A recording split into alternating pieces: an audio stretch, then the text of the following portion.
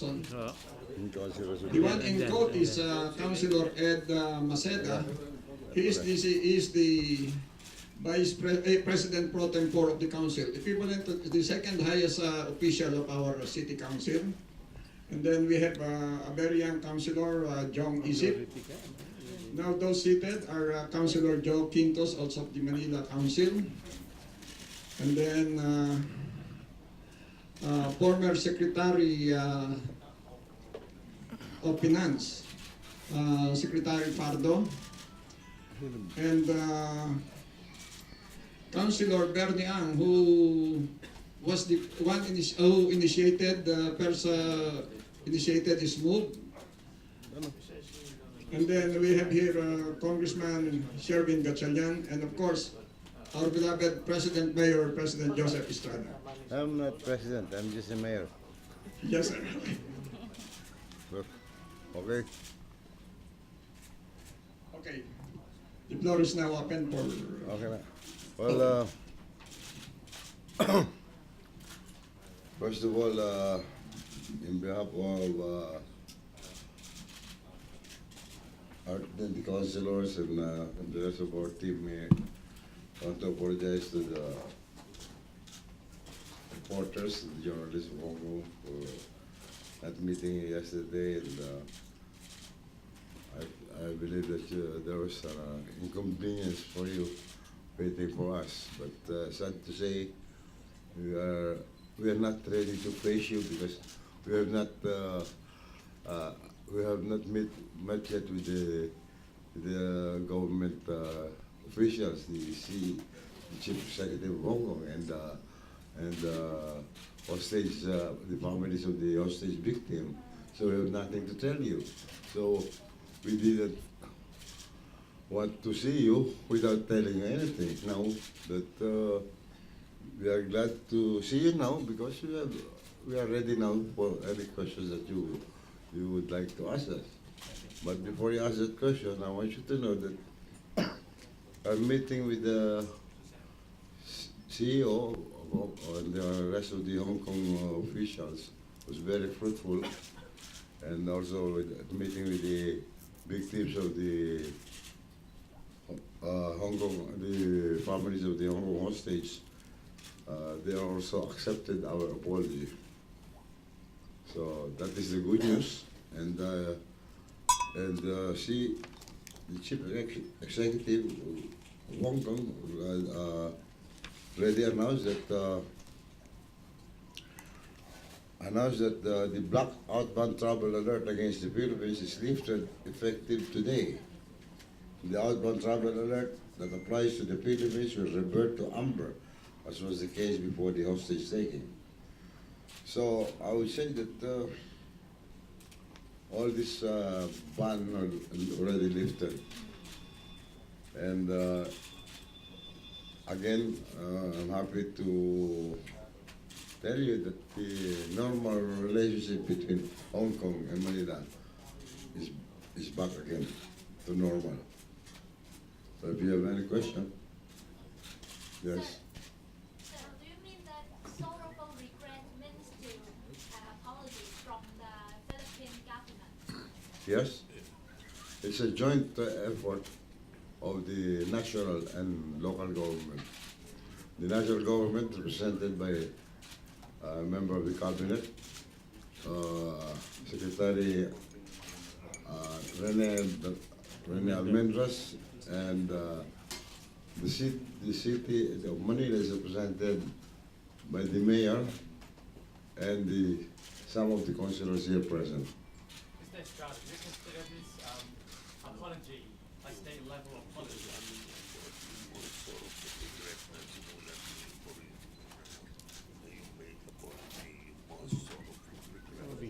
Whatever I regret, but it's still an apology. Yes. It's an apology. However you describe it, our apology was accepted. Why is it so long time? Is she in 3 years and 8 months? Well, we cannot force them. If you are a victim, you cannot. I'm sorry. Okay. Mr. Mayor, why it took so long time to offer this apology? apology to Hong Kong people is is 3 years and 8 months already. Why you don't offer this apology? Well, we started that asking them for apology since after because that happened when I was not yet the mayor of San Juan. That incident happened not during my watch. So when I became mayor of Manila, that is the time I started making this excuse me, apology to the Hong Kong, the family, Hong Kong victims. In behalf of the City of Manila, with the council resolution asking the apology to the Hong Kong victims because of that unfortunate incident. And your president refused to offer an apology few times ago. So why there is It's such not a the- huge progress suddenly? It's not a question of the president refusing an apology. It happened in Manila, and the mayor is the one responsible for what happened in his own territory. The mayor, the local government has the power and responsibility over the policemen and all the employees in the city under our local government code. The president has nothing to do with that. But anyway, in spite of that, the national government, through the cabinet member of the cabinet of the president, is with us in asking the apology of the Hong Kong government and the victims of the hostage crisis. So it's the same. Why make a fuss out of that? What is important is our relations is brought back to normal already. And our apology was accepted by both the Hong Kong government and the victims. Any more questions? I would like to look how much is the compensation for the families. And the second question is, now the Hong Kong government have cancelled the black truffle alert. Are you feeling satisfied with Again. this arrangement? Number 2. Can you? The first question, how much for the compensation for the families? Can you give us the compensation? And secondly is the Well, whatever the compensation is immaterial. I don't know.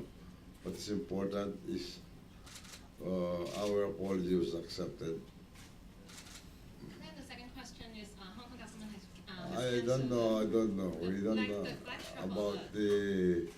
the victims didn't ask for any compensation. Maybe some benefactors only voluntarily gave some. Teka muna, sinasagot ko pa ito eh. What is important is that they accepted our apology. They did not ask for money or compensation to us. Of course, they were given some by private benefactors. It's also a custom in the Philippines, what we call the abuloy, for solidarity. In fact, we Filipinos also give some monetary consideration, but that's natural. The compensation is not a question here. I don't even know how much or what. Mr. Mayor, may I ask, do you think the Confidentiality, Philippine government is confidentiality. sincere to offer this apology 3 years after the accident took place? And the second question is that do you think the Hong Kong government should withdraw or cancel the economic sanctions? Can you ask your question one by one first? You're very fast. Do you think the Philippine government is sincere to offer this apology Yes. 3 years after the incident took And then we place? started it right after I assumed office as mayor. We started it, but you cannot force the victim to accept our apology right away. We cannot force them. But we've been following it up every month. And yes, Councilor Bernie has to come in once a month, twice a month. But we cannot force the victims to accept our apology right away because they are still in mourning, right? Do you understand that? And the Hong Kong government cannot also accept our apology without first consulting the victims. Do you get me? Oh. So supposing you are a victim or you are a relative of the victim, will you accept immediately the apology? You are still in mourning. So we cannot force them to accept immediately our apology. But the difference is the apology from the government or from the Manila. The difference. The apologies from the government means that the presidents or government. But the apology you offered before is from Apology Manila. raw Manila lang, hindi. No. The apology is this joint effort of the national and the city government of Manila. It's a joint effort. That is why, as I've said earlier, the cabinet secretary of the president is with us. But Mayor, why will you? And even the national, the director of the national police, national, that means national government, is also with us. And he even wrote a letter, even if he's very sick, apologizing to the families of the victims. So it is a joint effort of the national and the local city of Manila. But Mayor, why do you still use thoroughly regret instead of re-apologize this word? Semantics lang yun eh. To begin with, Apology, semantic lang yun eh. to begin with, there's a confidentiality. Again, please. Can you Talk louder, please. can you Why talk? still you are using thorough regret in the statement instead of apologize, the word direct? It's the same thing. Apology and being sorry about the incident. It's the same thing. Two words is different. Huh? Why you can describe it as the same thing? Will you explain why? Both sorrow regret is different from apology. You agree that?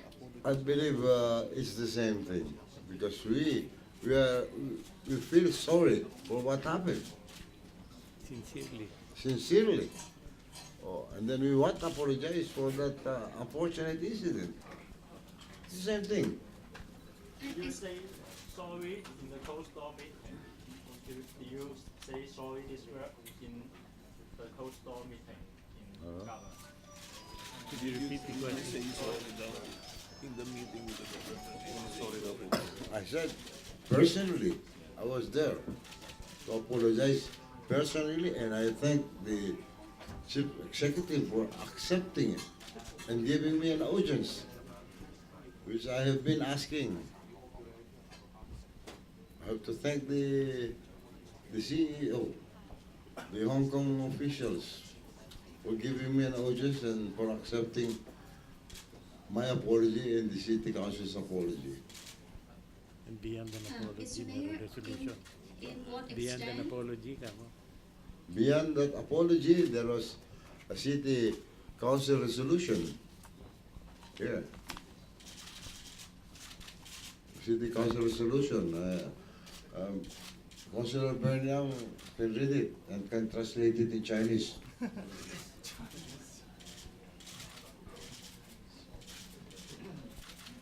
我们呢，真的，我们市议会有跟我们市议会有做一个 resolution，就是说我们诚心诚意的道歉，就是我们道歉，我们已经讲过，我们诚心诚意跟香港政府向这些家属道歉，用广东话道歉。 On Okay. behalf of the Manila or the government? On behalf On of the behalf- city of Manila or the state government. You see, both what we have in this resolution is both, because this is shared by all the people of the Philippines. You see, we don't represent only the city of Manila. It's the entire people of the Philippines who join us in this resolution. The city of Manila is the capital of the Philippines. So, Manila represents the entire country. And in Manila, It happened in Manila. Chinatown. Yung pinakamalaki. And the mayor gave priority to Chinatown. You know, the Chinatown is the biggest Chinatown outside of China. The Chinatown of Manila is the biggest in the in world. the whole world, Outside Manila. both in population and land area. Excuse me, Mr. Mayor, in what extent this joint statement or your apology is because of you want to fix the relationship between the Philippines and China? Yes, of course. And also, of course, for Hong Kong to lift that travel ban, because it affects also Manila. And assuring the Hong Kong government or Hong Kong tourists that they'll be safe in Manila under my watch. I've already formed our task force to protect all tourists coming here in Manila, I'll see to it that they are all safe. That is why we have this command center to monitor every tourist. That's what I embarked to the Hong Kong security people just recently. After meeting with the governor and the family victims, I met with the Tourist Security Council of Hong Kong. His name is, I had this card, Thomas, meron ko mga dyan? Wait.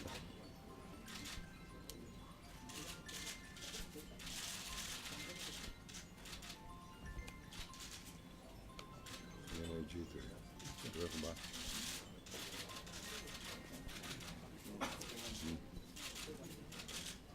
And the Secretary for Security, si Lee. So, Under Secretary for Security, Mr. Lee Chiu. Mr. John Lee, John Lee. how they Under Secretary for Security. I had a long talk with him, how we can coordinate the safety of all the tourists, and vice versa, the tourists here in Manila and the tourists here, the Filipino tourists here in Hong Kong, and how we can also protect the tourists, the Hong Kong tourists in Manila. Sorry, may I ask, have you ever mentioned you are very sorry in the meeting? When you have a meeting with victims, have you ever mentioned you are very sorry to them? Yes, not only say that, that's even in writing. That's even a city council resolution. And that's why I want to ask them to give audience to me to apologize to them personally. That I'm very sincere in apologizing for that untoward and unfortunate incident that happened 2 years ago. Although it was not, I was not then the mayor of Manila. What about the restrictions? Will anyone be charged because of the meeting? What about the penalties? Will anyone be charged because Of course, those policemen responsible are now under investigation. How They're long not- will be the investigation? How Pardon? long will be the investigation? When will you have the result? That I do not know. I'm not the investigator. You know, we give due process to all those who are being investigated. Mr. Mayor, are you confident that Hong Kong tourists will resume going to Manila or the Philippines for travel after all the measures you've taken? I believe so. We'll do our best.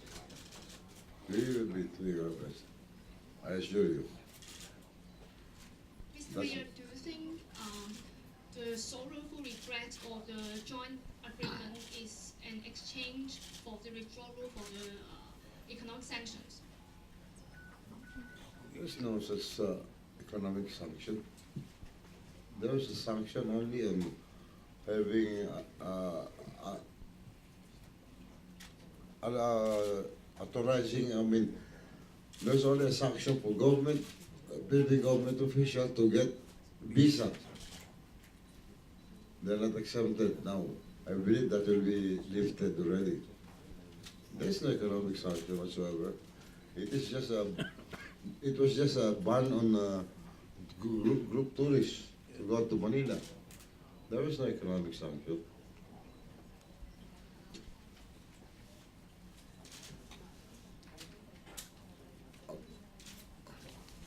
Any more questions? You might, you want? May I, sir, may I know that what factor affecting the Philippine government to order the apology? Is that the section imposed to the Filipino maids is one of the considerations to order the It is not because of there's a sanction whatsoever. It is because we admitted that there was in handling the hostage crisis, our officials committed mistake. That's why we are apologizing for that. The handling of the hostage crisis. Mr. Mayor, one more question. I want to ask about the compensation. Is the compensation paid by the state government or from the city of Manila City? Not a single cent come from the government. That I can assure you. Not a single cent. From voluntary benefactors. To Mr. Fernand, are you still planning to invite the families to go back to Manila to take part in the ceremony activities in this August? We are inviting the family, the victims of the family, to attend the rituals that we have prepared, the Buddhist rituals, on July 14 of the Chinese lunar calendar, which falls on August 9 of the Gregorian calendar. We will be inviting them. The mayor had offered to take care of their expenses, including their hotels, if they attend that affair. By the way, the councilors here are with us, some of the councilors Councilor Jong Isip, Councilor Edward Maceda, Councilor Attorney Marlon Lacson, and Councilor Rio Serbo, and we have a guest here, Congressman and soon-to-be Senator Sherwin Gazalian, and we have here Councilor Joe Quintos,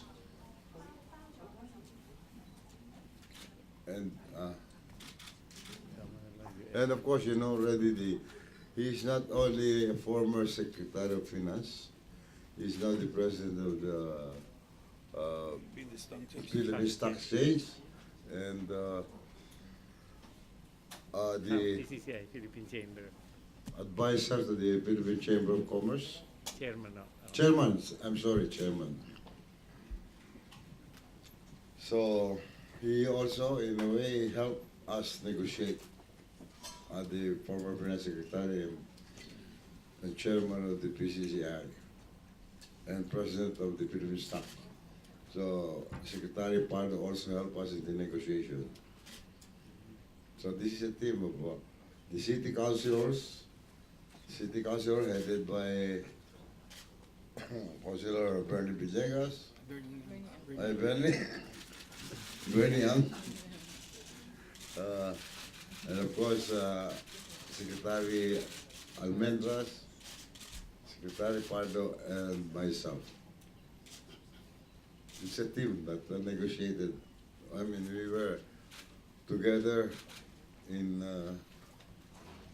having this negotiation very fruitful for both countries. Mr. Mayor, can I ask, Mr. Mayor, can I ask what can you describe today in the status between Philippines and Hong Kong? Can you describe it back to normal or become harmony or any? Oh, it's very, I said, we are very happy to tell you that our negotiation was very fruitful. It's bringing back the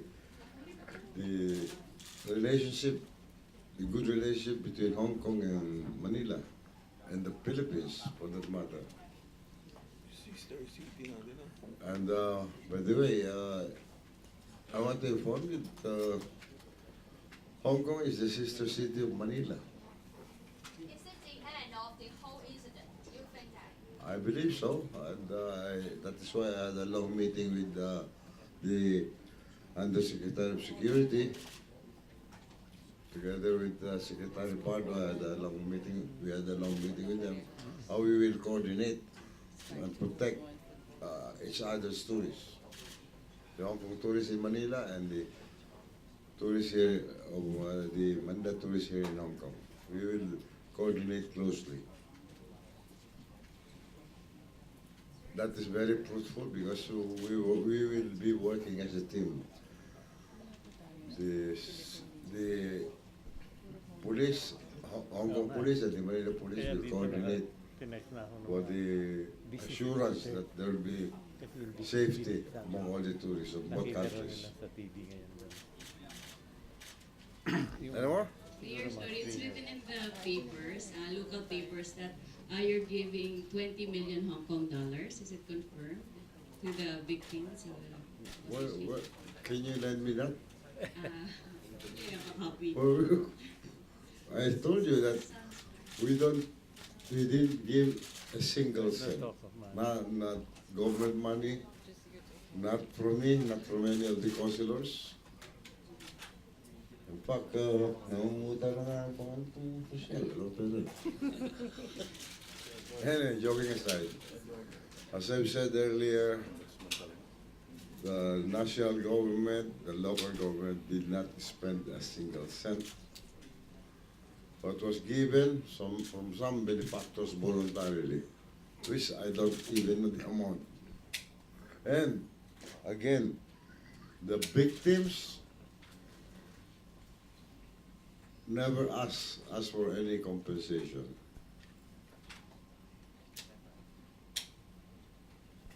Okay? So the compensation is not an issue here.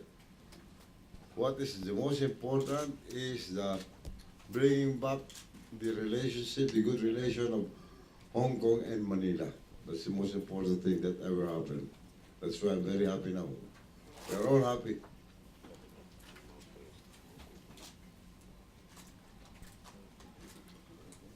No more question? Okay, let's all clap our hands for the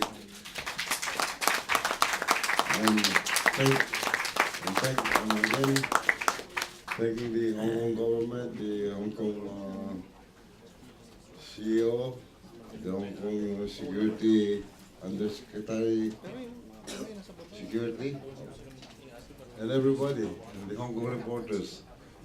Thank you very much. I want you to know that the people of, not only the people of Manila, but the people of the Philippines are all happy for the outcome of this negotiation, accepting our apology for behalf. Filipina. So again, thank you, thank you, thank you. And I say again, I reiterate my sincere apology to the victims of that Hong Kong hostage in Manila. And I can assure now, I'll assure that all the tourists in Hong Kong will see to it that there will be safe in Manila under my watch. And I have coordinated also with the under security of Hong Kong, that we will be coordinating with them. Any more questions? Thank you. Thank you.